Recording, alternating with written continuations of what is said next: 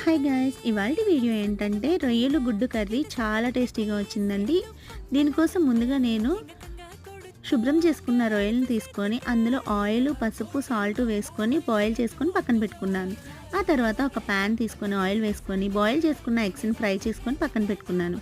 ఆ తర్వాత అదే ఆయిల్లో ముందుగా నేను ఆనియన్స్, టమాటా, జీడిపప్పు, గసగసాలు పేస్ట్ చేసుకొని ఉంచుకున్నా అనమాట. ఆ పేస్ట్‌ని వేసుకొని ఫ్రై చేసుకోవాలి. ఆ తర్వాత ఇందులో అల్లం పేస్టు, పసుపు, కారం వేసుకొని బాగా ఫ్రై అవ్వనివ్వాలి. ఆ తర్వాత బాయిల్ చేసుకున్న రొయ్యలు కూడా వేసుకొని కొంచెం మగ్గిన తర్వాత వాటర్ పోసుకొని కొద్దిగా ఉడికిన తర్వాత మనం ముందుగా ఫ్రై చేసుకున్న ఎగ్స్‌ని కూడా వేసుకొని సాల్ట్ అడ్జస్ట్ చేసుకొని, ఎందుకంటే మనం ఆల్రెడీ రొయ్యల్లో సాల్ట్ వేసాం కాబట్టి కొద్దిగా వేసుకోవాలి. ఆ తర్వాత ధనియాల పొడి, జీలకర్ర, చెక్క, లవంగాయ పౌడర్ వేసుకొని కొద్దిగా కొత్తిమీర వేసుకుంటే మన రొయ్యలు గుడ్డు కర్రీ అయితే రెడీ అయిపోతుంది.